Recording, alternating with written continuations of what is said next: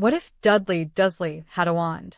Relocated to America, Harry and Dudley must unleash a tactical magical revenge to save their families from Voldemort's return.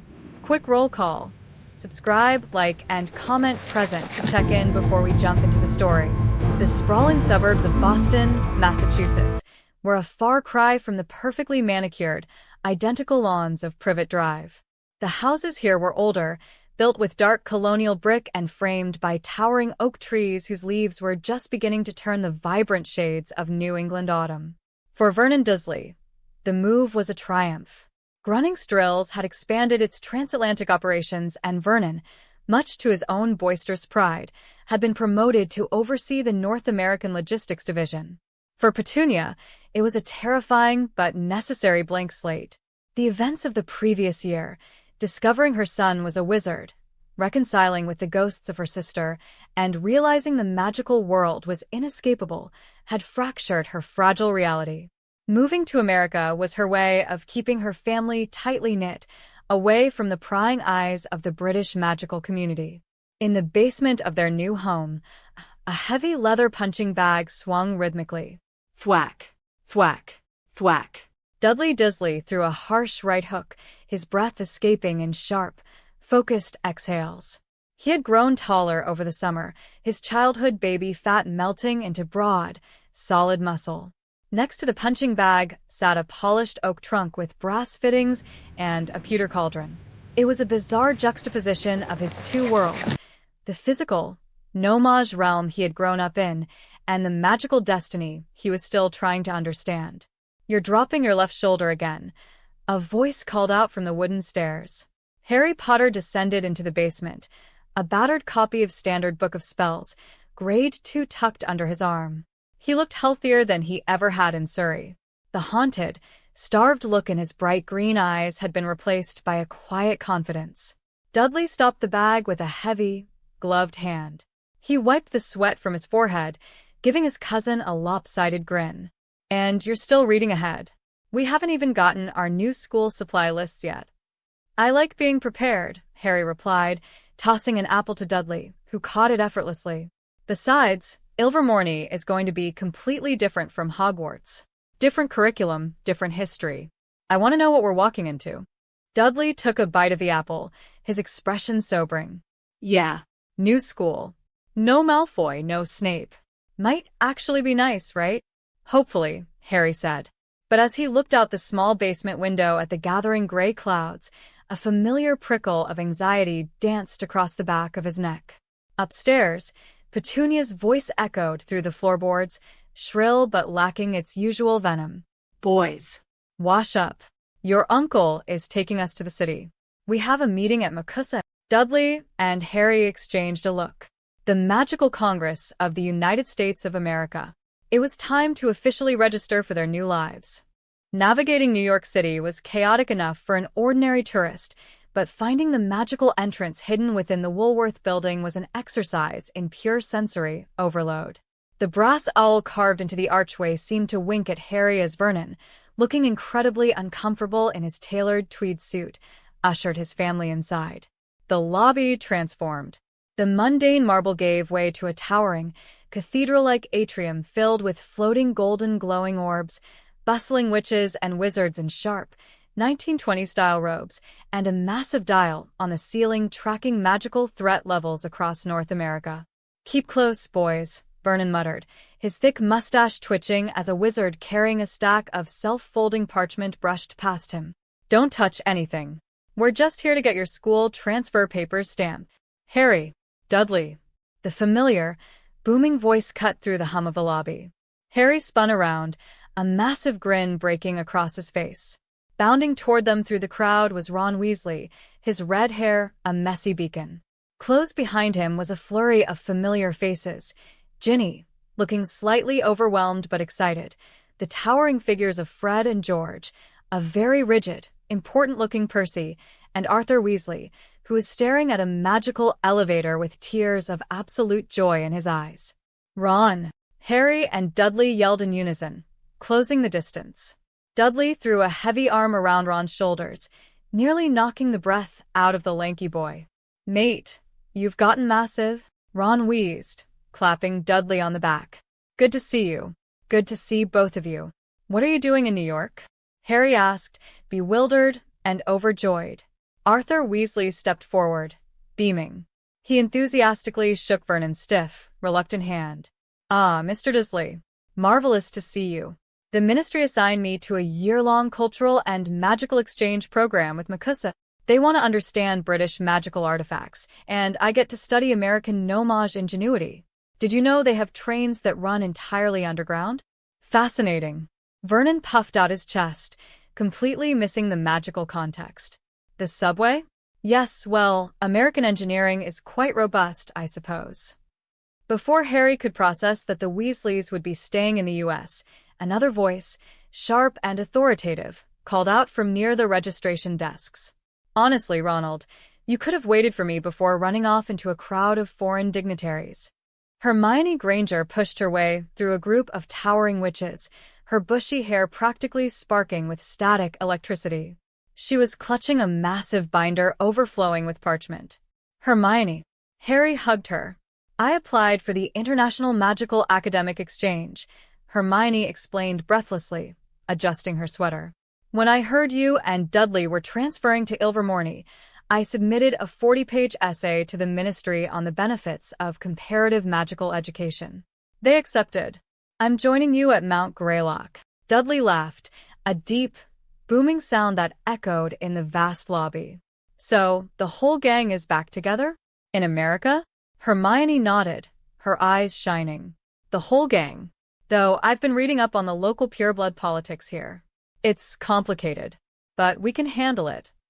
As the teenagers caught up, trading stories of their summers, Arthur and Vernon stood near the MACUSA liaison desk. They were given a joint assignment. Arthur needed a No-Maj corporate liaison to help securely transport and catalog hybrid magical mundane artifacts from Britain to MACUSA, and Grunnings had the logistics contracts. It was a perfect, albeit strange, partnership. For a moment, standing in the golden light of the MACUSA lobby, Harry felt completely at peace. He had his cousin, his best friends, and a fresh start. The Ilvermorny School of Witchcraft and Wizardry sat atop the highest peak of Mount Greylock in Massachusetts, concealed from No-Maj eyes by layers of heavy, shimmering mist. As the carriage carrying Harry, Dudley, Hermione, Ron, and Ginny broke through the cloud cover, the granite castle revealed itself. It lacked the medieval, sprawling towers of Hogwarts. Instead, it looked like a formidable, ancient fortress of stone and glass, surrounded by dense pine forests. It's brilliant, Ron whispered, his nose pressed against the carriage glass. Inside, the great rotunda was breathtaking. A massive glass cupola allowed moonlight to spill onto the intricate stone floor.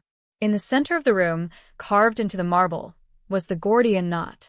Around the perimeter of the circular room stood 4 massive wooden carvings representing the school's houses: the Horned Serpent, the Wampus, the Thunderbird, and the Pukwudgie. Unlike Hogwarts, where a singing hat made the decision, the Ilvermorny sorting was a public trial of character. Students were called one by one to stand on the Gordian knot. If a house wanted them, its carving would react. When it was Hermione's turn, the crystal set in the Horned Serpent's forehead immediately glowed, honoring her brilliant mind. Ron, to his immense relief, was chosen by the Pukwudgie, the House of the Heart and Healers, when the carving raised its arrow. Harry Potter, the headmaster, a stern but kind-looking wizard named Fontaine, called out. Whispers rippled through the American students. Harry's name carried weight, even across the Atlantic. Harry stepped onto the knot. For a long, tense moment, the room was silent. Then, the Thunderbird carving beat its massive wooden wings, a deep, resonant thrumming sound filling the rotunda. The House of the Soul, representing adventurers. Harry exhaled, stepping down to join his new housemates. Dudley Dursley. Dudley stepped forward. He lacked the nervous energy of the other students. He stood tall, his broad shoulders squared, looking the magical carvings dead in the eye. Suddenly, a ferocious, echoing roar shook the glass cupola above. The Wampus carving, a terrifying, panther-like creature, had sprung to life, its wooden eyes glowing a fierce, burning gold.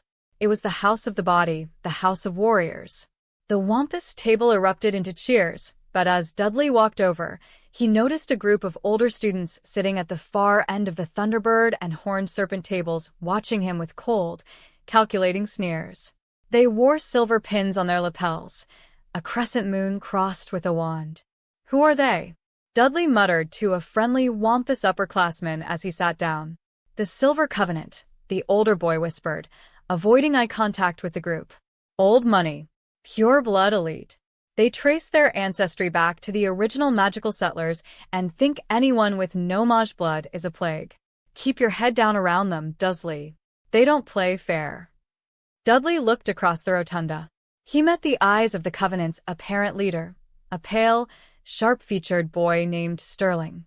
Sterling raised an eyebrow, looking Dudley up and down with utter disgust, before turning away. Dudley didn't look away. His fists clenched under the table. He had spent his whole life being a bully and then a year learning how to fight them. If the Silver Covenant thought they could intimidate him, they were gravely mistaken. October brought biting winds and brilliant foliage to Mount Greylock, but the crisp autumn air could not dispel the sudden, suffocating tension that had gripped the Dursley and Weasley families. It started on a Tuesday. Harry and Dudley were pulled out of their charms class and escorted to the headmaster's office. When they arrived, they found Hermione, Ron, and Ginny already there, looking pale and frightened. Sitting in front of Headmaster Fontaine's desk were Vernon Dursley and Arthur Weasley. Both men looked as though the floor had crumbled beneath their feet. Standing behind them were two MACUSA Aurors in dark, pinstripe suits. "What's going on?" Harry asked, his voice tight as he moved to stand beside Dudley. Vernon's face was uncharacteristically ashen. His usual bluster was entirely gone. There's been an incident at the shipyard in Boston. The logistics project." Arthur ran a trembling hand through his thinning red hair. "A shipment arrived from the British Ministry yesterday. Level 4 classified artifacts meant for the MACUSA archives. Vernon's company handled the physical transport from the No-Maj docks. My team managed the magical security handoff." "And?" Hermione prompted gently, her eyes wide. "A box is missing," one of the Aurors, a tall woman with sharp cheekbones, stated coldly. "Not just any box. A heavily warded, lead-lined containment crate holding a highly dangerous, historical dark artifact from the UK. We didn't lose it," Vernon suddenly bellowed, slamming his meaty fist on the desk. "I personally logged that crate onto the transport truck. I have the No-Maj manifest to prove it. Someone tampered with the cargo after it left my jurisdiction. The magical wards were bypassed from the inside of the transport route, Mr. Dursley," the second Auror countered, his tone laced with suspicion. "It requires a synchronized effort. A No-Maj looking the other way, and a wizard disabling the alarms. You two are the only ones with the clearance and schedules that match the breach." Ron stepped forward, his face flushing red with anger. "Are you accusing my dad of stealing dark magic? He works in the misuse of Muggle artifacts office. He hates dark magic. We are investigating all possibilities," the female Auror said smoothly.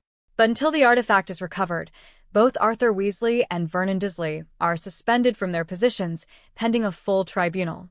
If the item is not found within the month, Mr. Weasley faces Azkaban for international smuggling, and Mr. Dursley will be completely obliviated, fired, and deported for violating the statute of secrecy." The room fell into a horrifying silence. Harry felt his stomach drop into his shoes. If Vernon was obliviated and deported, Petunia would lose her husband's memories, Dudley would be pulled out of the magical world, and Harry would be sent back to whatever awful arrangement the British Ministry decided for him. After the Aurors left, Arthur turned to the children, offering a weak, unconvincing smile. "Don't worry, kids. It's just a misunderstanding. We'll sort it out. You just focus on your studies." But as the adults were escorted out of the castle, Harry looked at Dudley. Dudley's jaw was locked, his blue eyes blazing with a mixture of fear and pure, unadulterated fury. They weren't going to sit back and do nothing. Their families were under attack. "We need to find out what was in that box," Hermione whispered as they left the office, her mind already racing. If we know what was stolen, we can figure out who wanted it. The library at Ilvermorny was vastly different from Hogwarts. It was located inside a massive greenhouse-like structure attached to the eastern wing of the castle, filled with floating light globes and towering shelves carved from cedar wood. It had been 3 days since the incident in the headmaster's office. The group had spent every waking moment between classes buried in international magical transport logs and British Ministry historical records that Hermione had managed to sneak out of the restricted section. Harry was wandering down an aisle dedicated to European dark artifacts, carrying a stack of heavy, dust-covered tomes, when he stopped dead in his tracks. So much power, hidden in the cold dark. Harry dropped the books. The heavy thud echoed through the quiet aisle. He spun around, his wand instantly drawn. Who's there? They do not know what they awaken, blood of the founder. The voice didn't come from behind a bookshelf. It seemed to slither out of the very stone of the walls, a dry, hissing sound that made the hair on Harry's arms stand up. It was Parseltongue. Harry ran back to the main study table where Dudley, Ron, and Hermione were poring over scrolls. I heard it again, Harry said, his chest heaving. The voice, the hissing. Ron swallowed hard, looking nervously at the shadows. Mate, you're the only Parselmouth in North America right now. There aren't exactly basilisks roaming the mountains of Massachusetts. It's not a snake, Harry insisted, rubbing his scar, which had begun to prickle with a dull, throbbing ache. It feels familiar. It feels like last year, like the Forbidden Forest. Hermione suddenly gasped. She slammed a massive, leather-bound book onto the table, sending a cloud of dust into the air. I've got it. I cross-referenced the transport manifest Percy accidentally left on his desk with the British Ministry's archival confiscation list. She pointed a trembling finger at an illustration on the yellowed parchment. It was a drawing of a magnificent, glittering quill made from a single, massive emerald green feather. Its tip looked as sharp as a dagger. What is that? Dudley asked, leaning over the table.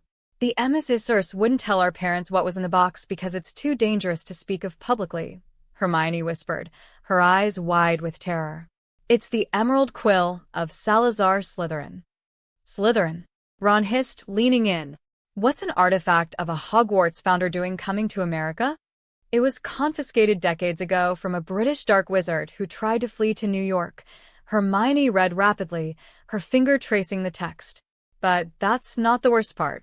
The ministry records show that before it was confiscated, it was briefly in the possession of a Hogwarts student in the 1940s.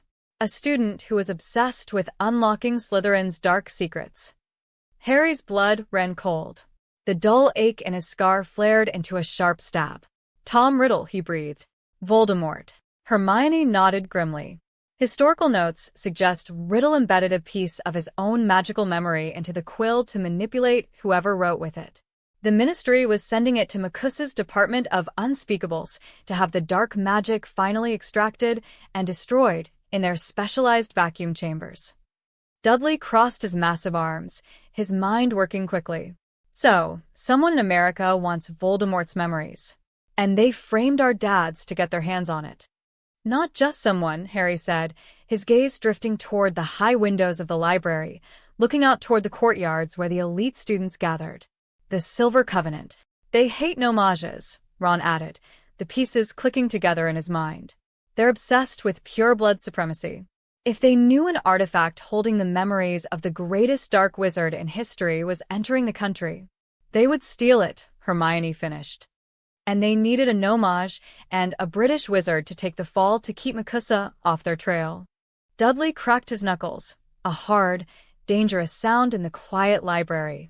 They stole from a dark wizard, and they used our families as a shield. They think they're untouchable because they're rich and pure-blooded. Harry looked at his cousin, the fear dissolving into a cold, hard resolve. He remembered the hissing in the walls. Tom Riddle was waking up, right here in their new school. We're going to prove they took it, Harry said quietly, his green eyes locking onto the faces of his friends. We're going to find that quill, clear Vernon and Arthur's names, and we're going to tear the Silver Covenant apart. The shadows in the library seemed to deepen, but the four teenagers stood close together, bound by a silent, unbreakable vow. The war hadn't stayed in Britain. It had followed them, and this time they were going to strike first. Mount Greylock was riddled with ancient, winding tunnels that predated the foundation of Ilvermorny itself. Deep beneath the great rotunda, far below the bustling kitchens and the glowing warmth of the Pukwudgie common room, lay an abandoned, circular stone chamber. It had once been used to store volatile potion ingredients in the 19th century, but was now choked with dust and forgotten by the faculty. To Harry, Dudley, Ron, and Hermione, it was the perfect war room. Incendio, Hermione whispered, pointing her wand at the brass braziers bolted to the stone walls. Warm, crackling flames sprang to life, casting long, dancing shadows across the floor. Dudley dropped a heavy, rolled-up canvas tarp onto the center of the floor and kicked it open. It was covered in stolen architectural blueprints of the school and the surrounding Massachusetts landscape. "All right," he said, his voice echoing slightly in the damp air. "Nobody comes down here." I checked the dust on the stairs, undisturbed for what looks like decades. Harry pulled out a piece of chalk and began marking the blueprints with a sharp white X over the MACUSA administrative wing in New York and the Boston shipping yards. "We need to figure out how they moved the crate," Harry muttered, his brow furrowed in concentration. "Vernon and Arthur are brilliant at their jobs. The Silver Covenant couldn't have just walked up and taken the Emerald Quill without triggering a dozen alarms. They had help from the inside." Ron sat on an overturned wooden crate, pulling his knees to his chest. The usual easygoing humor that defined the youngest Weasley boy was entirely absent. He looked tired, his freckles standing out starkly against his pale skin. "Dad is pacing the house back in New York. He tried to send a Patronus to his contacts in the British ministry, but MACUSA has heavily monitored his wand. If he casts anything stronger than a Lumos, they'll arrest him for violating his suspension." "My dad is pretending everything is fine," Dudley said, a dark scowl crossing his face. "He's been organizing his toolbox for 3 days straight. It's what he does when he's terrified. If MACUSA obliviates him, he won't even remember who Harry is. He won't remember the last year we spent fixing our family." Hermione stepped forward, her brown eyes blazing with fierce determination. "They aren't going to obliviate anyone. The Ministry and MACUSA are looking for a pair of middle-aged smugglers. They aren't looking for 4 teenagers. We have the advantage of being completely underestimated." Harry looked at his 3 best friends. They had faced a 3-headed dog, dark wizards, and the wrath of their own insecurities. But this felt different. This wasn't just about survival. It was about protecting the people they loved from a broken, prejudiced system. Harry extended his right hand over the center of the map. "We find the Emerald Quill. We clear their names. And we stop whatever Tom Riddle is trying to do." Without hesitation, Dudley placed his large, calloused hand over Harry's. Ron immediately added his, followed by Hermione. It wasn't a magically binding, unbreakable vow, but as they stood in the flickering firelight of the underground chamber, the promise felt just as absolute. They were the shield their parents didn't know they had. The next afternoon, the war room gained 2 highly anticipated recruits. "Honestly, a secret underground lair?" Fred Weasley asked, brushing a cobweb from his shoulder as he descended the spiral stone stairs. "You lot are getting terribly dramatic in your old age." "We prefer the term Tactical Command Center," George corrected, stepping into the light of the braziers and dropping a heavy burlap sack onto the floor. It landed with a suspicious metallic clatter. Harry grinned. "I take it you 2 got our message?" "Ginny delivered it this morning," Fred said, his playful demeanor sobering slightly. "Dad sent us an owl telling us to keep our heads down and focus on our NEWT level classes. Bless him, he thinks we're actually going to sit by while some stuck-up American purebloods frame him for international smuggling." "So, what did you bring us?" Dudley asked, eyeing the burlap sack. "We need a way to listen in on the Silver Covenant. They hang out in the West Wing courtyard, but they have wards up. Hermione says it's a muffliato variation. If we get too close, our ears ring, and we suddenly remember somewhere else we need to be." George rubbed his hands together like a mad scientist. The American wards are clever, but they lack the chaotic ingenuity of Weasley's wizarding wheezes. He reached into the sack and pulled out what looked like a tangled mass of flesh-colored string attached to a small, brass phonograph horn. Extendable ears? Ron asked, raising an eyebrow. Dad confiscated those last summer. Said they were a breach of privacy. These are advanced extendable ears, Fred corrected, looking deeply offended. Or, as we like to call them for the American market, the Snoop Strings 2.0.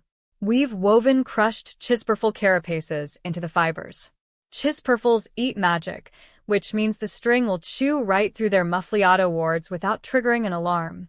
You drop the ear from the clock tower directly above their courtyard, and the horn will project everything they say right here into this room. That's brilliant, Hermione breathed, examining the fleshy string with intense academic interest. It completely bypasses standard detection charms because the magic is biological, not incanted. We also brought decoy detonators, a few batches of Peruvian instant darkness powder we smuggled through customs, and something special George whipped up in potions class, Fred added, pulling out a vial of bubbling purple liquid. We call it babbling beverage. Slip 3 drops into their pumpkin juice, and they'll spout total nonsense for an hour. Good for a distraction. Keep the babbling beverage in reserve, Harry instructed, his mind racing with tactical possibilities. Right now, information is our most valuable weapon. We need to know where the emerald quill is hidden and what they plan to do with it. We deploy the Snoop Strings tomorrow during the lunch hour. George clapped Dudley on the shoulder. We leave the physical infiltration to you, Big D. We've got classes to pretend to attend. The Snoop Strings were a massive success, but they quickly revealed a terrifying problem. The Silver Covenant wasn't just a group of bullies. They were highly organized, paranoid, and wealthy. Listening through the brass horn in their underground chamber, the group heard Sterling, the arrogant leader of the Covenant, giving instructions. He spoke of moving the vessel, which Hermione deduced was the Emerald Quill, between different hidden vaults to prevent MACUSA tracking charms from locking onto it. They're using the Ilvermorny secret passages, Ron groaned, leaning against the stone wall. Sterling just told a 5th year to take the Serpentine route after midnight. How are we supposed to follow them? If we cast a disillusionment charm, they'll detect the magical residue. They have perimeter spells that act like tripwires. Any active magic crossing the threshold alerts them. Dudley had been quiet for most of the meeting, tossing a heavy, brass-knuckled paperweight from hand to hand. Suddenly he stopped. Wait. You said their perimeter spells detect active magic, right? Hermione nodded. Yes.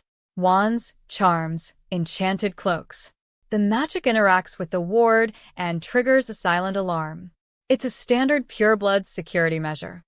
Because purebloods think magic is the only thing that matters, Dudley said, a slow, predatory grin spreading across his face. He walked over to his trunk, which he had dragged down to the war room, and popped the brass latches. They don't pay attention to the physical world at all. My dad always said wizards lack common sense. Dudley reached into the trunk and pulled out a large, plastic bottle of Johnson & Johnson baby powder, followed by a pair of sleek, black, heavy-duty Motorola walkie-talkies. Ron stared at the plastic bottle. Is that potion ingredients? It's talcum powder, Dudley explained, tossing the bottle to Harry, who caught it with a smirk. If they're walking through the dark corridors at night, they aren't looking at the floor. We dust the thresholds of the secret passages with this. It has no magical signature.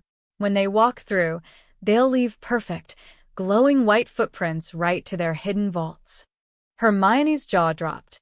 That is incredibly simple and utterly flawless. The wards won't detect a thing. And these, Dudley said, holding up the walkie-talkies. My dad got these for his site managers at Grunnings.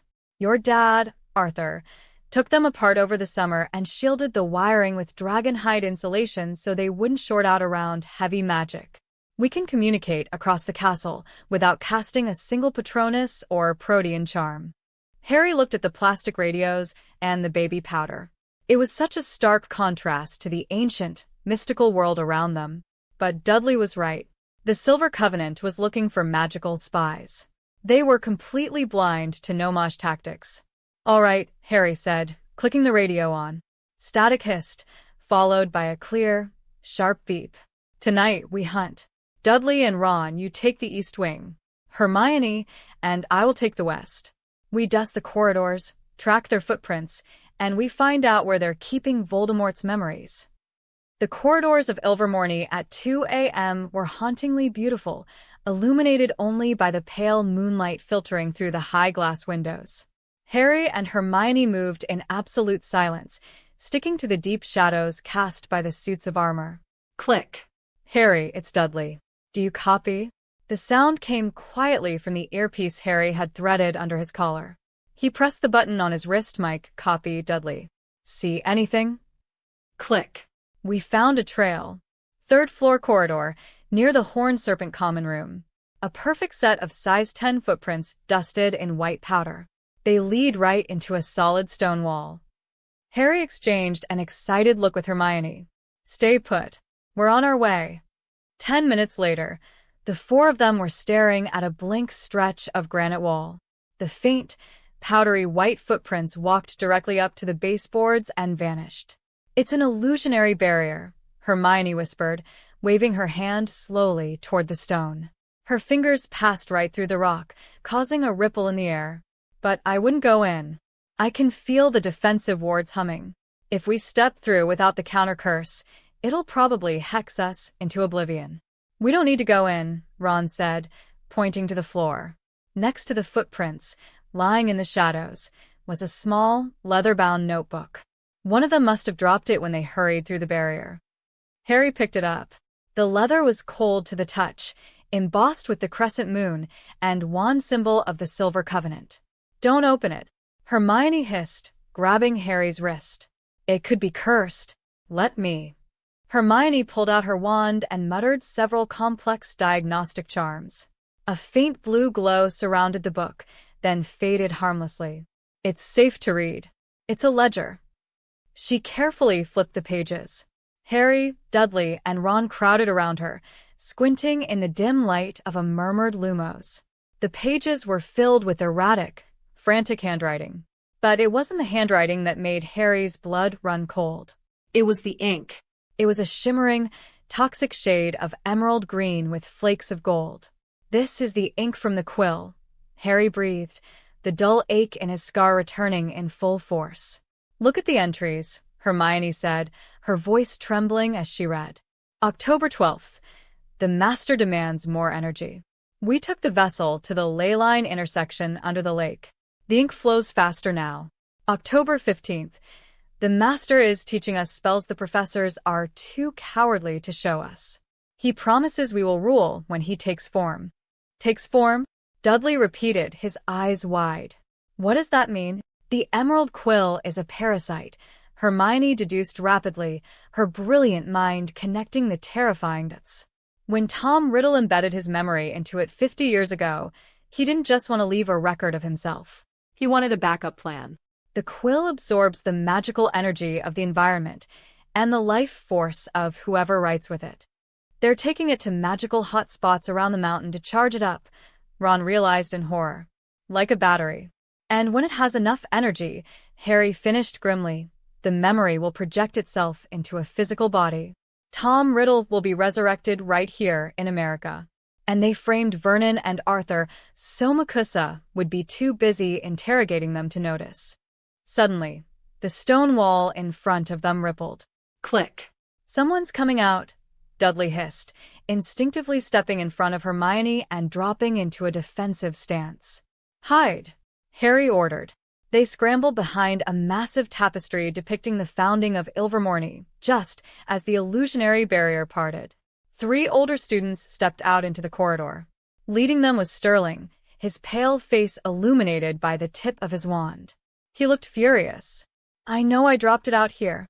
Sterling snapped at the 2 burly upperclassmen behind him. "Find it. If the Master's ledger is discovered, he will punish us. He's growing stronger by the hour. We initiate the final extraction at the Acacia Cave tomorrow night. Find that book." Harry's heart hammered against his ribs. They had the book. They had the location of the final ritual.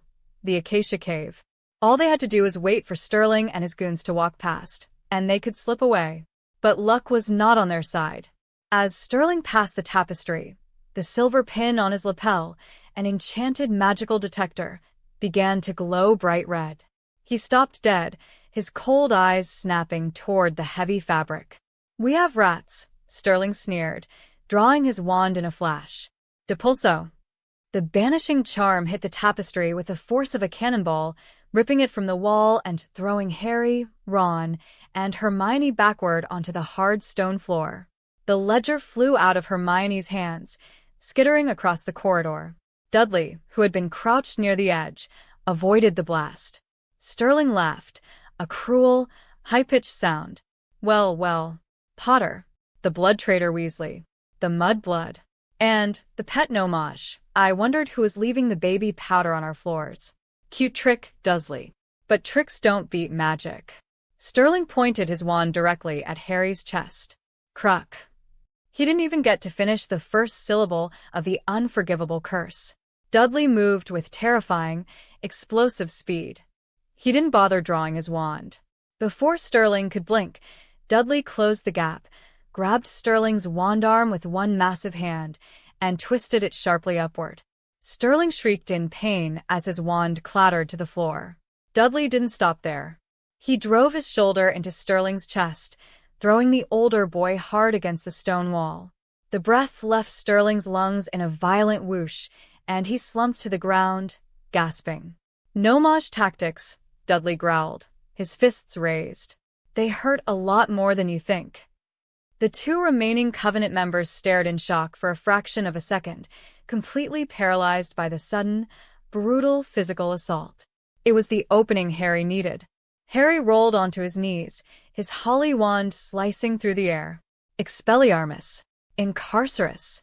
A flash of scarlet light ripped the wand from the first goon's hand, followed immediately by thick, conjured ropes that wrapped tightly around his legs, bringing him crashing to the floor. The third Covenant member panicked.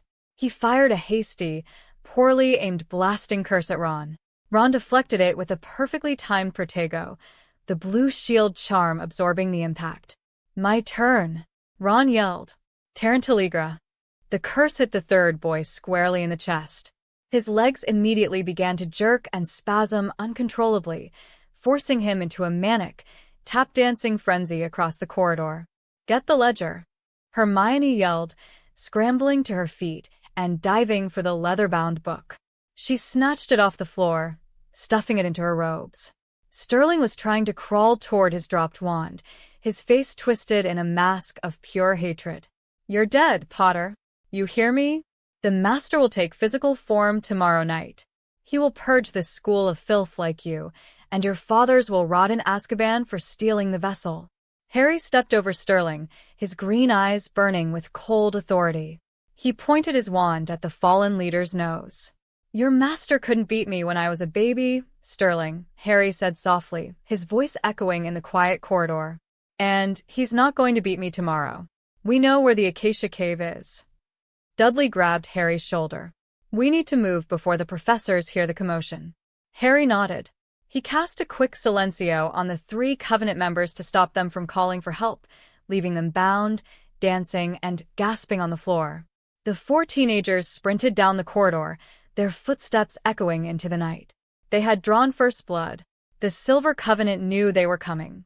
The element of surprise was gone. As they reached the safety of the underground war room, Dudley looked at Harry, a fierce, unapologetic grin on his face. "Tomorrow night, then?" Harry looked at the ledger, then at his cousin, Ron, and Hermione. They had the proof they needed to clear their parents' names, but it wouldn't mean anything if Voldemort returned. "Tomorrow night," Harry confirmed, his grip tightening on his wand. "We take the fight to the Acacia Cave. We destroy the Emerald Quill." The underground war room was suffocatingly tense the morning after the skirmish with Sterling. They had the ledger, which proved the Silver Covenant was orchestrating the return of Tom Riddle's memory, but it wasn't enough to clear Vernon Dursley and Arthur Weasley. They needed official documentation proving that the Emerald Quill was the stolen artifact, and that it had been targeted before it ever reached the docks. We can't just walk up to the MACUSA Aurors and hand them a stolen notebook, Hermione said, pacing in front of the fire. They'll ask how we got it, and we'll be expelled for attacking older students. We need someone on the inside, Harry said, tapping the blueprints. Someone who already has access to the MACUSA archives. Ron grimaced, looking at the two-way enchanted mirror Harry had propped on a crate. You don't mean... We have to, Dudley said firmly. He's your brother, and it's his dad on the chopping block. 10 minutes later, the mirror shimmered, and the exhausted, stressed face of Percy Weasley appeared. He was sitting in a cramped cubicle in the MACUSA headquarters in New York, his horn-rimmed glasses slipping down his nose. Ron? Why are you calling me on a contraband mirror during office hours? Percy hissed, looking over his shoulder. Percy, listen to me, Ron said, pushing his face close to the glass. We know what was in the box that Dad and Mr. Dursley supposedly lost. And we know who took it. We need you to pull the confiscation records for a British import labeled Emerald Quill, 1945. If you find that file, it will prove the artifact was highly sought after by pure-blood extremists here in the States. Percy paled. You want me to steal classified MACUSA documents? Ronald, that is a federal offense. I could lose my internship. Dad would be furious if we broke the law too. Dad is going to Azkaban, Ron shouted, his voice cracking with desperation. And Vernon is going to be obliviated. The law is already broken, Percy. They're being framed by a group called the Silver Covenant, and we are the only ones who can prove it. Are you going to care more about the rules, or are you going to help us save our family? Silence stretched through the mirror. Percy stared at his younger brother, his jaw tightening. For all his rigid adherence to protocol, Percy's loyalty to his family ran deep. He adjusted his glasses, his expression hardening into sudden, cold resolve. Level 4 archives, Percy murmured. I don't have clearance, but my supervisor, Madame Pickweary, leaves her brass access key on her desk when she goes to lunch at noon. He looked at his watch. It's 11:50. I will all you the file within the hour. Do not lose it. The mirror went dark. Hermione let out a breath she hadn't realized she was holding. True to his word, exactly an hour later, a sleek American barn owl swooped into the Ilvermorny Houses carrying a heavily sealed manila envelope. Inside were the official documents proving the Emerald Quill was a dark artifact of Salazar Slytherin, complete with a warning that sympathizers of the Dark Lord had attempted to steal it 3 times in the past decade. We have the motive, Harry said, laying the papers next to the ledger. Now we just need to catch the thief who framed them. According to the ledger Hermione had decoded, the Silver Covenant was missing one vital component to complete the resurrection ritual: the crushed petals of a moonlace flower. It was a rare, luminescent plant native to North America, known for stabilizing dark transfiguration spells. And the only place on the mountain that grew, it was Ilvermorny's Greenhouse 3. Sterling wrote that they're extracting the flower tonight during the dinner feast, Hermione explained, pointing to a hastily scribbled entry in the ledger. The greenhouse is locked, but they have the Alohomora counterwards. If they get that flower, Tom Riddle gets a body, Dudley said, slipping on a dark jacket. We have to get there first. But the moment we step onto the greenhouse lawn, the faculty perimeter wards will detect us, Ginny pointed out. She had joined them in the war room, her fiery red hair tied back. We need a massive distraction. Something so loud and chaotic that the professors will completely shut down the perimeter wards to rush to the scene. Fred and George stepped out of the shadows, twin grins stretching across their faces. Did someone say massive, chaotic distraction? Fred asked. At exactly 7 p.m., while the great rotunda was filled with students eating dinner, a deafening roar shook the stone foundations of the castle. Students screamed and ducked under tables as a colossal, shimmering dragon made entirely of blue and gold magical fire burst through the courtyard windows. It wasn't dangerous. It was composed of pure light and sound, but it looked terrifyingly real. The firework dragon soared into the night sky, breathing showers of harmless, crackling sparks that rained down over the east wing. To the courtyard, Headmaster Fontaine bellowed, drawing his wand. The entire faculty abandoned the dining hall, sprinting toward the dazzling display of Weasley engineering. In their haste, the perimeter security wards were temporarily lowered. On the opposite side of the castle, in the damp, soil-scented darkness of Greenhouse 3, Dudley and Ginny moved quickly.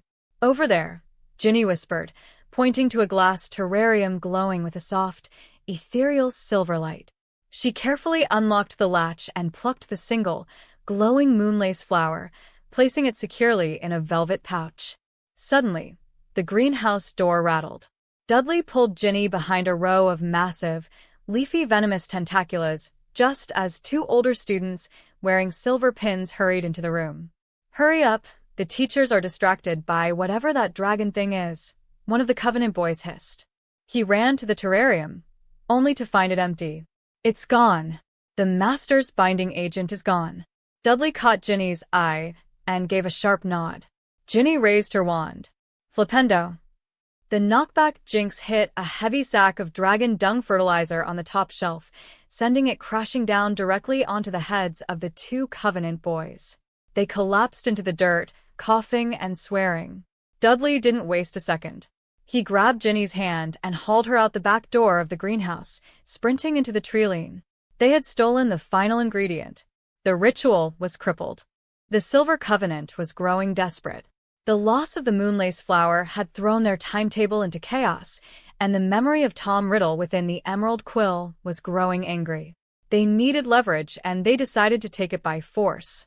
Ron was walking alone down the dimly lit charms corridor, having stayed late to finish an essay for Professor Eulalie. He was tired, his mind occupied with thoughts of his father's impending tribunal. He didn't hear the footsteps until it was too late. 3 Covenant members stepped out from behind a marble statue of a Thunderbird, blocking his path. Their wands were drawn, their faces twisted with malice. "Where is it, Weasley?" the tallest one snarled. "We know your little fan club took the flower. Hand it over, or we start breaking fingers."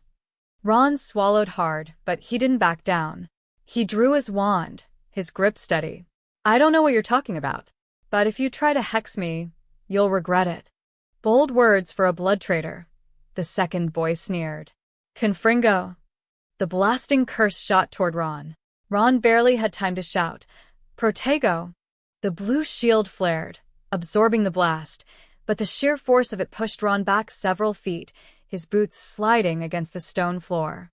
The 3 older boys advanced, preparing to overwhelm his shield. "Hey!" a voice echoed down the hall. Harry and Dudley rounded the corner. Harry's wand was already a blur of motion.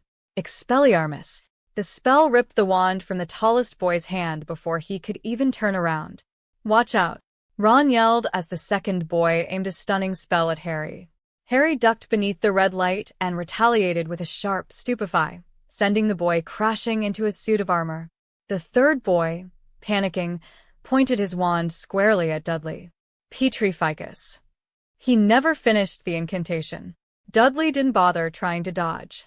He charged forward like a freight train, ducking under the sparks of the poorly aimed curse.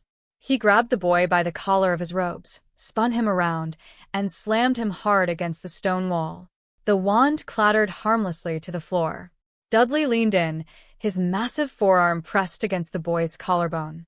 "You purebloods really need to learn how to fight without a stick," Dudley growled, his voice low and menacing. Ron let out a breathless laugh, lowering his wand. "Brilliant timing, you two." Harry walked over, his eyes scanning the corridor to ensure it was clear. "They're getting sloppy. They attacked you in the open.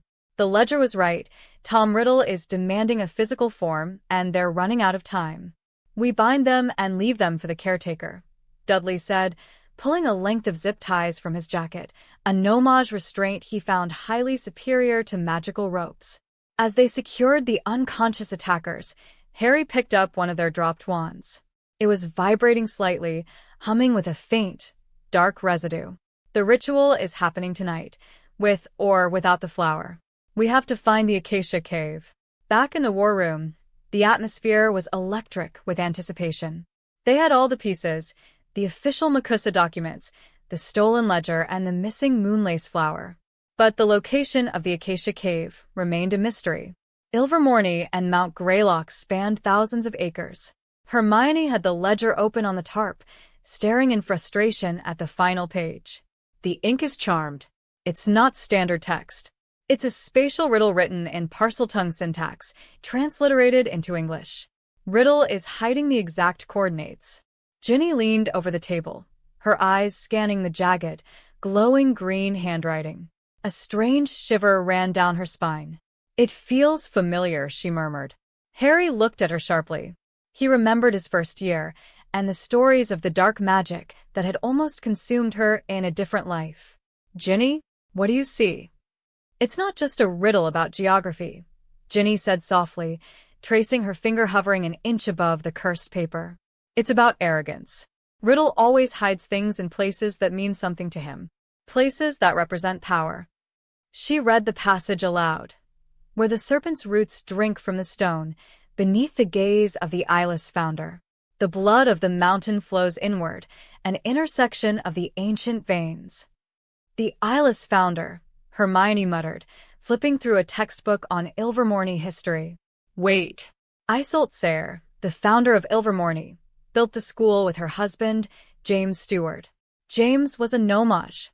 There's a statue of him in the deep crypts, but because he had no magic, the magical sculptors left his eyes blank to symbolize his inability to see the magical world. And the ancient veins? Dudley asked, looking at the map of the mountain. Ley lines, Ron exclaimed, pointing to a series of intersecting magical energy pathways drawn on the blueprint. The magical currents of the mountain. They all cross at a single point right under the crypts. Harry traced a line from the crypts down into the deep subterranean caverns beneath the castle. The Acacia Cave.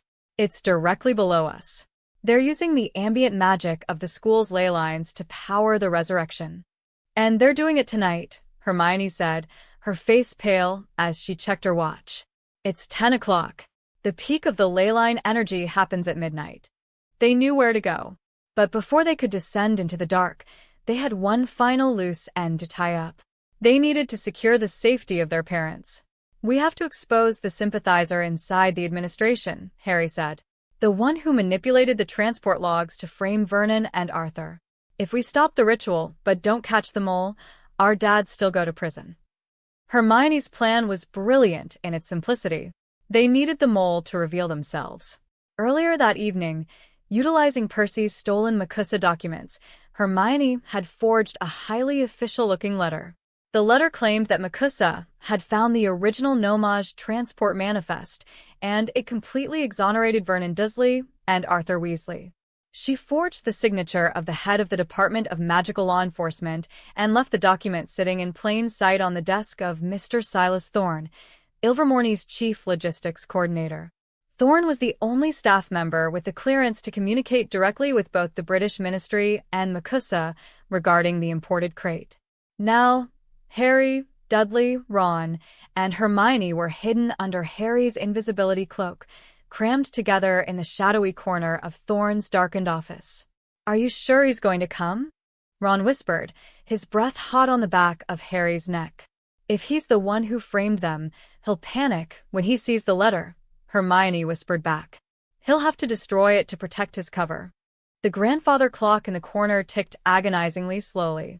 At 10:45 p.m., the brass handle of the office door slowly turned. A tall, gaunt wizard with thinning gray hair and hollow cheeks slipped into the room. Mr. Silas Thorne closed the door quietly behind him. He didn't turn on the lights. Instead, he ignited the tip of his wand, casting a sickly yellow glow over his desk. His eyes immediately locked onto the forged MACUSA envelope. Thorne snatched the letter, his eyes darting frantically over the parchment. The teenagers watched from beneath the cloak as Thorne's face contorted into a mask of pure rage. "Idiots," Thorne hissed to himself. "How did MACUSA find the mundane logs? I incinerated the copies myself." He raised his wand, pointing it at the forged letter. Incendio. The parchment burst into flames, turning to ash in seconds. Thorne let out a cruel, rattling sigh of relief. The Dursley No-Maj and the Weasley blood traitor will take the fall. The Master's vessel remains hidden. Actually, A cold voice echoed in the dark room. The vessel is about to be destroyed. Thorn spun around just as Harry pulled the invisibility cloak away. For wands and one pair of heavy fists were raised, pointing directly at the corrupt official. Potter. Thorn snarled, his eyes widening in shock. He raised his wand to strike, but he was completely outnumbered and outmaneuvered. Expelliarmus! Harry and Ron shouted in unison. The combined force of the spells blasted Thorn's wand out of his hand and shattered the window behind him. Before Thorn could lunge for the door, Dudley stepped forward, grabbing the man by the lapels of his expensive robes and lifting him inches off the floor. "You set up my father," Dudley said, his voice a low, terrifying rumble that promised violence. "You set up Ron's father. You are going to sit in this chair, and you are not going to move until the Aurors arrive." Dudley slammed Thorn into the heavy oak desk chair.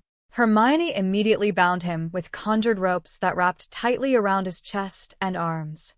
"You insolent brats!" Thorn spat, struggling fruitlessly against the magical bindings. "You think you've won? The Silver Covenant is already in the Acacia Cave. At midnight, the Emerald Quill will shatter, and the Master will be reborn. He will cleanse this continent." Hermione held up her brass phonograph horn, the Snoop Strings receiver. The fleshy string trailed out of the room. "Thank you for the confession, Mr. Thorn. I've routed the other end of this directly into Headmaster Fontaine's private quarters. He just heard every word you said." Thorn's face drained of all color. He sagged against the ropes, defeated. Harry looked at his friends. They had done it. They had the recorded confession. Their fathers were safe. The Fitna had been shattered. But as the clock chimed 11, a deep, unnatural tremor shook the stone floor beneath their feet. The temperature in the room plummeted, and a horrific, hissing sound echoed through the very foundations of the castle. "The ritual," Harry said, the scar on his forehead burning like an open flame. "Leave him," Dudley said, his eyes hard and ready for war. "We have a ghost to kill." The tremor that shook Ilvermorny was not physical. It was a deep, resonant pulse of dark magic that made the air taste like copper. Down in the administrative wing, the Aurors Hermione had summoned via Headmaster Fontaine were already securing the traitorous Silas Thorn. But the adults were too far away, and navigating the ancient, forgotten labyrinth beneath the school would take them too long. Harry, Dudley, Ron, Hermione, and Ginny didn't wait. They sprinted toward the underground crypts. The air grew frigid as they descended the spiraling stone staircases, leaving the warmth of the castle far behind. The polished marble floors of Ilvermorny gave way to jagged, unhewn granite. Harry led the way, his holly wand illuminating the suffocating darkness with a bright, steady lumos. According to the blueprints, the entrance to the leyline intersection is behind the Founder's crypt, Hermione whispered breathlessly, her eyes darting between the glowing tip of her wand and the ancient map in her hands. They reached a massive cavern filled with towering stone statues. At the far end stood the imposing figure of James Stewart, the No-Maj co-founder of Ilvermorny. Just as Hermione had read, his eyes were smooth, blank stone. "The eyeless founder," Ginny breathed, rubbing her arms against the sudden chill. "The entrance is beneath him," Harry said, approaching the statue. He noticed a narrow, jagged fissure in the rock floor at the statue's base. Faint, pulsating emerald light bled up from the crack, accompanied by a low, rhythmic chanting that seemed to vibrate right through their bones. "It's a straight drop," Ron said, peering over the edge into the glowing abyss. "Must be 50 feet down." Dudley unslung the heavy canvas duffel bag he had carried from the war room. "Good thing we came prepared." He pulled out 5 sleek, polished broomsticks, clean sweeps they had borrowed from the Thunderbird Quidditch locker room earlier that week. "We go in fast, and we go in hard," Harry commanded, his voice deadening any trace of fear. He looked at his friends, his family. "They think they're safe down there. We hit them before they can even draw their wands." "Hermione, the Peruvian instant darkness powder?" Hermione pulled 3 small, black pouches from her pocket and handed them to Dudley and Ron. "Ready. Dudley, you take the right flank. Ron and Ginny, secure the perimeter." Hermione, you're with me. We go straight for the quill. Harry mounted his broom, the familiar surge of adrenaline wiping away his exhaustion. Dudley kicked off the ground, his massive frame surprisingly agile on the broomstick. He gave Harry a sharp nod. Let's go smash some pureblood snobs. Together, the 5 teenagers tipped the handles of their brooms forward and plummeted into the glowing green abyss. The wind roared in their ears as they dove into the heart of the mountain, racing toward the dark magic that threatened to tear their lives apart. The Acacia Cave was massive, a hollowed-out dome of glittering quartz and dark basalt. At the center of the cavern, a jagged altar of black stone had been erected over a glowing, subterranean pool of magical energy, the ley line intersection. Standing in a circle around the altar were 7 members of the Silver Covenant, their faces obscured by deep silver hoods. At the head of the altar stood Sterling. He was holding the emerald quill of Salazar Slytherin. The magnificent feather was glowing with a toxic, blinding green light, dripping heavy, viscous drops of golden ink into a silver basin. The blood of the mountain flows. Sterling chanted, his voice echoing frantically. The vessel is full. Arise, master. Take your form. The ink in the basin began to violently bubble and hiss. Whoosh. Harry and his team shot out of the vertical shaft and broke into the cavern ceiling. Now. Harry yelled. Dudley and Ron hurled the pouches of Peruvian instant darkness powder directly into the center of the Covenant circle. The pouches exploded upon impact, instantly plunging the entire altar into a suffocating, impenetrable pitch-black cloud. The chanting abruptly turned into panicked shouts. What's happening? I can't see, one of the Covenant boys screamed. Hold your ground. Don't break the circle. Sterling roared blindly. The Ilvermorny Hogwarts coalition didn't give them a chance to recover. Harry pulled up sharply on his broom, leveling his wand at the edge of the darkness. Stupefy. A jet of red light tore through the black cloud, striking a Covenant member who stumbled out of the darkness. He collapsed instantly. Ron and Ginny touched down on the cavern floor, taking cover behind a massive stalagmite. They worked in perfect synchronization. As the panicked purebloods tried to blindly fire hexes out of the darkness, Ron and Ginny picked them off. Petri ficus totalis. Ginny shouted, freezing a tall witch mid-stride. Incarcerus. Ron followed up, binding 2 more students who had bumped into each other in the confusion. Dudley didn't bother using his wand. He dropped from his broom 10 feet above the ground, landing with a heavy thud right at the edge of the darkness cloud. A Covenant boy stumbled out, coughing and waving his wand wildly. Dudley grabbed the boy's wrist, twisted it sharply to disarm him, and used the boy's own momentum to throw him into the subterranean pool. The boy hit the freezing water with a loud splash, completely neutralized. Protect the altar. Protect the quill. Sterling shrieked from within the black smoke. A massive burst of wind erupted from his wand, casting a powerful Ventus charm that finally blew the Peruvian instant darkness powder away. The cavern was revealed. 5 of the 7 Covenant members were already incapacitated, bound, stunned, or soaked in the underground lake. Sterling stood alone by the altar with 1 remaining loyalist. His pale face was twisted in absolute terror and rage as he realized he had been entirely outmaneuvered by a group of younger students. You're too late, Potter. Sterling screamed, pointing his wand at the silver basin. He didn't cast a spell at Harry. Instead, he fired a cutting hex at his own palm. Blood welled from the cut, and Sterling slammed his bleeding hand into the bubbling golden ink. Blood binds the memory. Flesh forms the shadow. No! Hermione screamed, firing a stunning spell. It hit Sterling squarely in the chest, blasting him backward off the altar. But the damage was done. The ritual was complete. The emerald quill shattered into 1,000 pieces of green glass. The silver basin exploded. A towering column of black smoke and golden ink erupted into the air, swirling and twisting like a cyclone of pure malice. The temperature in the cave dropped below freezing, frosting the quartz walls with jagged ice.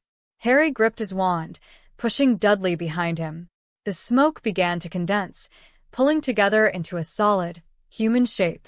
the ink and smoke solidified, leaving a tall, handsome 16-year-old boy standing atop the black stone altar. His dark hair was neatly parted, and he wore the pristine robes of a 1940s Hogwarts Slytherin prefect. But his eyes were a terrifying, unnatural shade of scarlet. Tom Riddle had returned, not as a fully resurrected human, but as a terrifyingly powerful, semi-physical phantom. Riddle stepped down from the altar. He didn't look at the unconscious Silver Covenant members. He didn't look at Ron, Ginny, or Hermione. His burning red eyes locked instantly onto Harry. "Harry Potter," Riddle whispered. His voice was soft, melodic, yet it carried over the ambient hum of the cave perfectly. "We meet again. Though you look slightly different than the boy I imagined facing. You have grown." Harry didn't flinch. He leveled his holly wand directly at Riddle's chest. "I beat you when I was a baby, Riddle. I beat you in the forest last year. And I'm going to beat you tonight." Riddle laughed, a cold, humorless sound. Brave. "Foolish, but brave. My followers here were pathetic, relying on a child's understanding of the dark arts. But they served their purpose. They gave me enough energy to sustain this form. And once I consume your magic, Harry, I will be permanent." Riddle's gaze shifted to the side. He looked at Ron and Ginny, his lip curling in disgust. The Weasleys, blood traitors, disgracing centuries of pure magic by mingling with filth. You are an insult to the gifts you were born with. Ron tightened his grip on his wand, his face flushing red, but he held his ground. "At least we don't need to manipulate school kids to fight our battles for us." Riddle ignored him, his eyes finally landing on Dudley. He tilted his head, studying the broad-shouldered boy holding a piece of heavy wood. Riddle's scarlet eyes narrowed in confusion, then widened in absolute revulsion. "What are you?" Riddle hissed, stepping closer. "I can smell the mundane filth on you, yet you carry a wand. A Muggle-born?" No. "It's worse. You are a mutation, an abomination standing in the presence of true power." Dudley stepped out from behind Harry. He didn't have the magical pedigree of the Weasleys or the legendary status of Harry Potter. He was just Dudley from Privet Drive. But as he looked at the dark wizard who had murdered his aunt and terrorized his family, he felt no fear. He only felt a deep, burning anger. "My name is Dudley Dursley," Dudley said, his voice a low, steady rumble. "And I don't care about your true power. You threatened my family. You framed my dad. I'm going to break you in half." Riddle's face contorted with fury. "You dare speak to Lord Voldemort with such insolence? A dirty, magicless brute?" Riddle raised his hand. He didn't even use a wand. A massive wave of dark, concussive energy exploded from his palm, hurtling toward Dudley like a freight train. "Protego Maxima!" Hermione and Harry shouted in unison. A massive, golden shield erupted in front of Dudley. The dark energy smashed into the shield with the force of an earthquake. The cavern shook, stalactites crashing from the ceiling. The shield held, but the sheer force drove Harry and Hermione to their knees. "You think you can protect him, Harry?" Riddle mocked, raising both hands as black fire began to lick around his fingers. "You think these pathetic bonds of friendship mean anything in the face of death? I will burn your bloodline from this earth." "He's not just my friend," Harry roared, standing back up, his green eyes blazing as he pushed every ounce of his willpower into his wand. "He's my brother." The cavern erupted into a war zone. Tom Riddle was a phantom, but his magic was devastatingly real.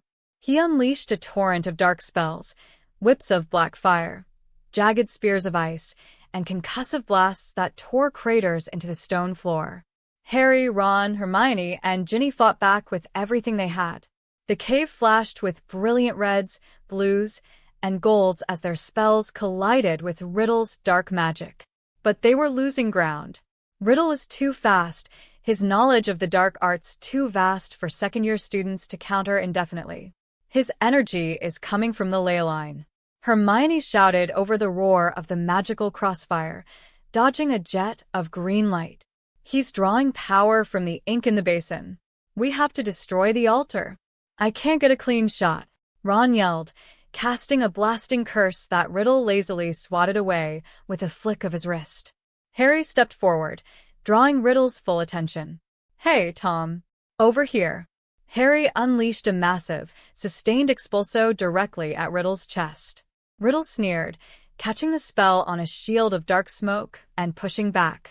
A horrific tug-of-war of raw magical energy formed between Harry and Riddle, illuminating the cave in a blinding clash of green and black light.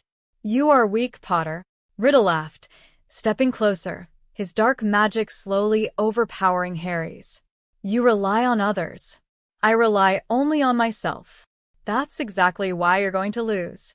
Harry gritted out through his teeth, his arms shaking from the exertion. Riddle was so focused on overpowering Harry that he completely ignored the No-Maj brute flanking him in the shadows. Dudley sprinted around the perimeter of the cavern. In his left hand, he held a heavy, glass vial filled with a volatile, bubbling silver liquid, a highly concentrated curse-breaker acid Fred and George had brewed specifically to destroy dark artifacts. Dudley didn't cast a spell. He didn't announce his presence. He used the tactical stealth he had learned on the streets of Surrey and the brutal efficiency of a boxer. He lunged onto the black stone altar, completely bypassing Riddle's magical shields, which were only designed to repel spells. Dudley grabbed the heavy silver basin, which was overflowing with the golden, cursed ink anchoring Riddle to the physical world. Riddle sensed the movement and spun around, his red eyes widening in shock. "Get away from that, you filthy No-Maj." Riddle aimed a killing curse directly at Dudley. But Harry dropped his offensive spell and threw himself forward. Impedimenta.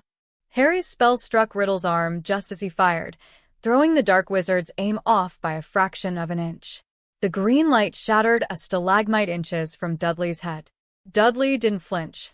He uncorked the glass vial with his teeth, spat the cork away, and poured the Weasley twins' boiling silver acid directly into the basin of golden ink. The reaction was instantaneous and violently explosive. The acid neutralized the dark magic on contact. The basin cracked loudly, the golden ink turning a putrid, boiling black before evaporating into foul-smelling steam. Tom Riddle let out an agonizing, ear-piercing scream. As the ink evaporated, Riddle's physical form began to tear apart. His skin turned to ash, his robes dissolving into smoke. He reached out toward Harry, his face a mask of pure terror and hatred as the magic sustaining him was violently severed. "No!" Riddle shrieked, his voice distorting into a demonic wail. "I am Lord Voldemort. I cannot be." With a final, explosive shockwave that knocked everyone in the cavern off their feet, the phantom of Tom Riddle imploded into a shower of harmless black ash. The glowing green light of the ley line faded back to a calm, gentle blue. The cavern fell completely silent, save for the heavy, ragged breathing of the 5 teenagers.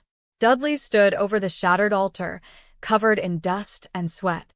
He dropped the empty glass vial and wiped his mouth with the back of his hand. He looked across the cave at Harry. Harry pushed himself off the ground, a bruised, exhausted grin breaking across his face. "Nice right hook." Dudley chuckled, stepping down from the altar to help Ron and Ginny up. "Told you. No-Maj tactics." Suddenly, the vertical shaft above them lit up with brilliant, flashing lights. A dozen MACUSA Aurors, led by a frantic headmaster Fontaine and Arthur Weasley, descended into the cavern on brooms. They landed with their wands drawn, only to stop and stare in utter disbelief. The dangerous, pure-blood extremists of the Silver Covenant were bound, soaked, and unconscious on the floor. The legendary dark artifact was destroyed, and 5 second-year students were standing in the center of the room, looking completely victorious. Arthur Weasley rushed forward, dropping his wand and pulling Ron and Ginny into a bone-crushing hug. He looked at Harry, Hermione, and Dudley, tears shining in his eyes.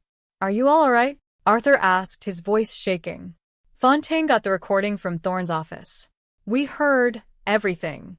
You kids, you took down a faction of Voldemort's supporters by yourselves." Harry looked at his friends. They were battered, bruised, and exhausted, but they were standing tall. "They came after our families, Mr. Weasley," Harry said simply. "We just returned the favor."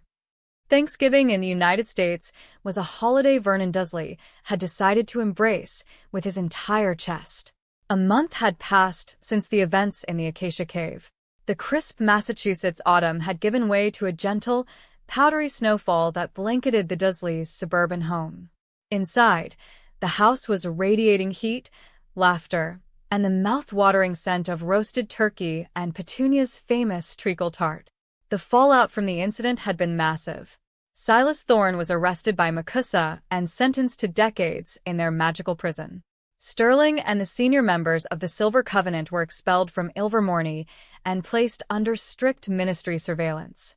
Most importantly, the official records were corrected. Arthur Weasley and Vernon Dursley were completely cleared of all charges.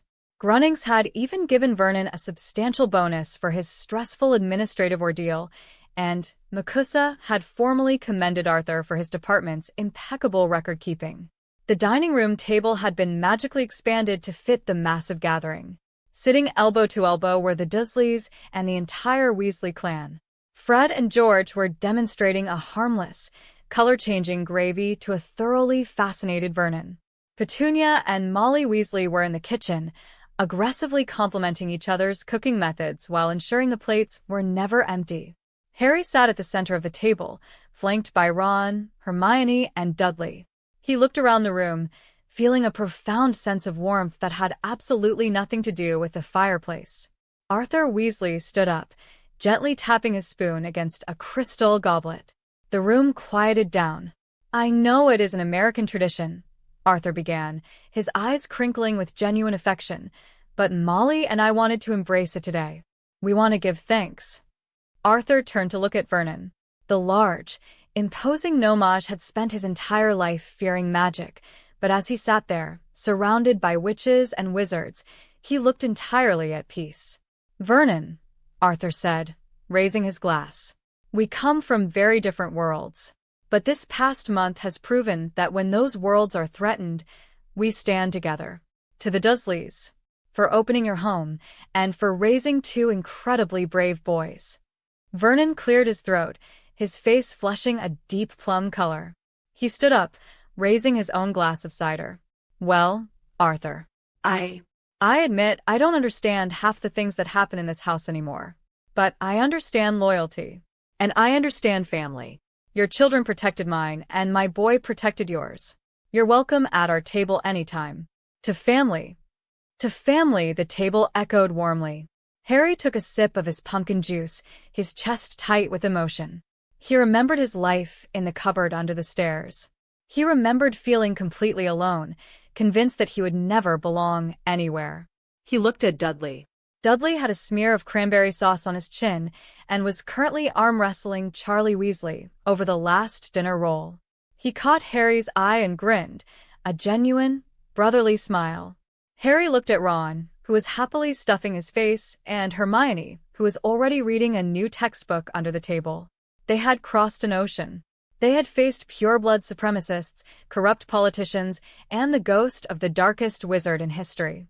And they had won, not because of some ancient prophecy or an overpowered wand, but because they had chosen each other. The Silver Covenant had cared only about bloodlines. But sitting in that warm, noisy dining room, Harry knew the truth. Blood didn't make a family. Love, sacrifice, and the willingness to stand in the dark for each other did. The war was far from over. Tom Riddle was still out there somewhere, waiting. But as Harry laughed at a joke Fred made, he wasn't afraid. Let the darkness come. They were ready for it. Together. And that's a wrap on Season 2.